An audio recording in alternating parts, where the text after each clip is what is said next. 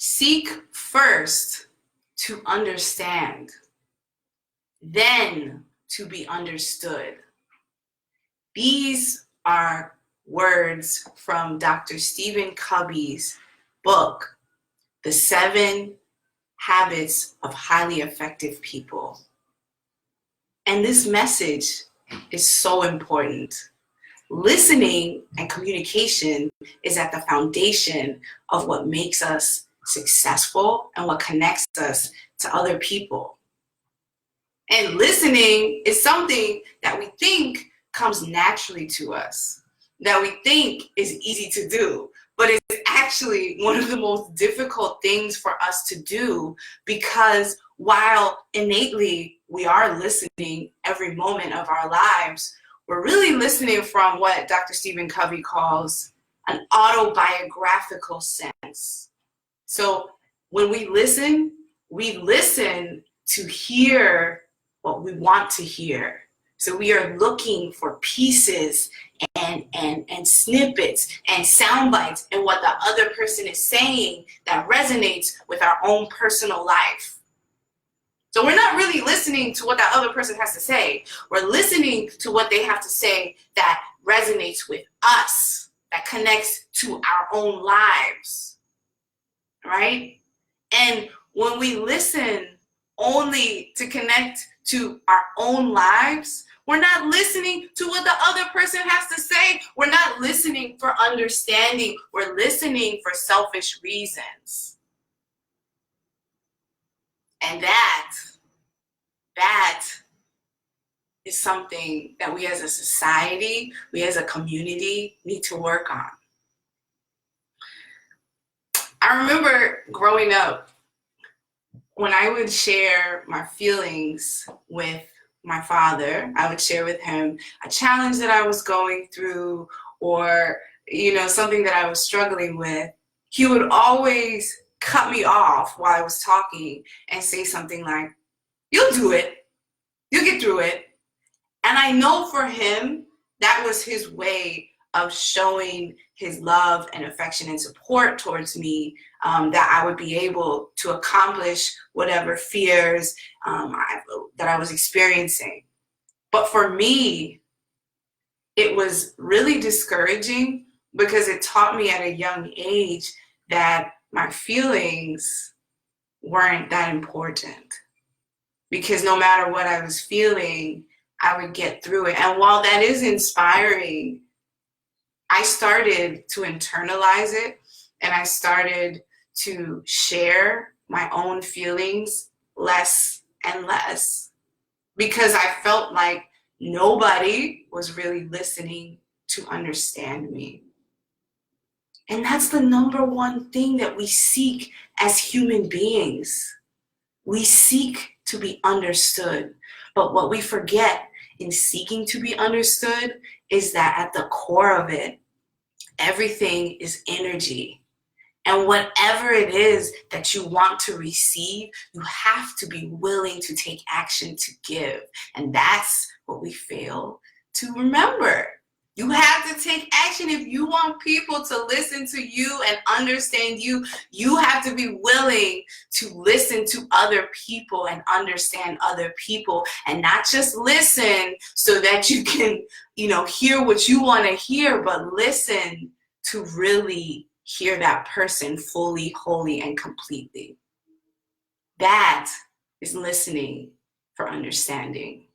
There's always talk about, in romantic relationships, oh my God, we finish each other's sentences and it's so romantic. This person understands me. And while that's great, and that's a beautiful thing, and I have experienced that before, we're still listening from an autobiographical perspective. We're still listening for what we want to hear. We're still listening for the other person to talk from their perspective about our lives. But we're not listening to what they're actually saying. The teacher in me always wants to listen to help fix people, to help people heal, to help solve their problems. But what I've been learning lately is sometimes you just need to listen to people so that they can be understood. And that's all they need.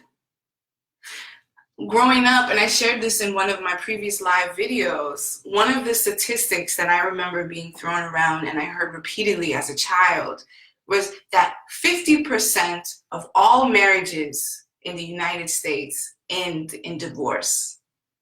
50%. That's a lot.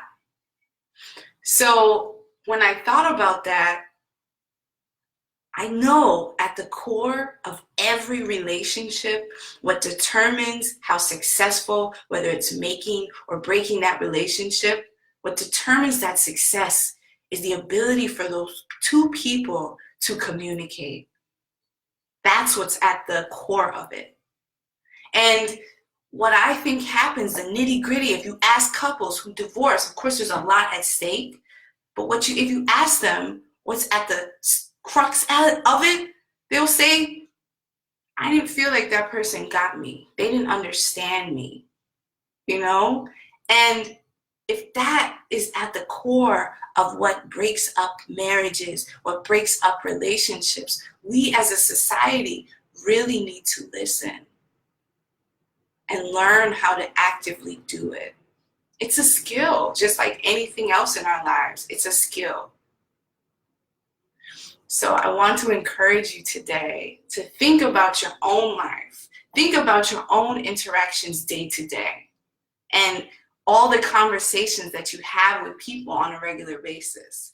How much are you truly listening to understand? And how much are you just listening so that you can get from the next point A to point B? This is especially true in your working life, right? It's true in your family life too, but I want to talk about work life for a minute. If you're a supervisor and you have staff, how much are you listening to the needs of your staff versus just hearing them and having your own preconceived notions about who they are, your assumptions about who they are, without really listening to understand their personal lives and why they may be the way they are? And that comes from the same perspective the other way around. If you are an employee and you have a manager, a boss, executive, how much are you trying to understand that person by listening to who they really are, by getting to know who they really are, why they're there, what their role is in the company? How much are you really listening to understand them? So I encourage you today, all the interactions you have with people, try to have them undistracted. And when I say undistracted, I mean not while you're on your phone, not while you're staring at your email, not while you're getting distracted by all the other self-gratifying gadgets that we have, but undistracted, just to listen. And I want you to develop an awareness for your ability to listen. Observe yourself. Am I just hoping this person will hurry up and get to the answer, or am I listening to what they're saying? At the core, we just all want to be understood as people. That's what connects us as human beings, as people who walk this earth, as people who are part of this universe. But it's a skill that you have to actively work on. So tonight, while you're at the dinner table or while you're at lunch, really listen for understanding. If you're talking to your children and they're telling you about their day, listen to them. Don't jump to conclusions. Don't say, oh, well, you know, that's how it is. Listen to what they're truly saying about who they are, what they need from you. If you're talking to your significant other and you may have a disagreement, or you may have they may have some issues at work, listen to what they're saying to you about who they are, about what they need, about what's frustrating them at the core. Not as the times we're just listening so we can make our next point. There's this thing that really annoys me sometimes, and I don't know if annoy is the right word, but that gets to me. And it's this exchange of, hi, how are you? Often we walk through life, we see people that we know, and we say, hi, how are you? And we keep walking. Hi, how are you has been an empty exchange. It's not something that people actually stand, stop, and listen to the answer for anymore. It's just an empty exchange. I encourage you today to ask someone, hi, how are you feeling? And stand there and listen to what they have to say. Don't worry if they're listening to you, but make sure you are listening to what they have to say. Because once you put that out into the universe, that you're listening and you're seeking to understand others, you will receive that back. Whatever energies you're giving out into the universe, you receive back. So I encourage you today, be mindful and observant of your listening and seek to understand others. It will deepen your relationships, it will deepen your understanding, and it will better connect you to others. You can change your life because you can make a commitment to listen for understanding. Have a beautiful day, and thank you for listening.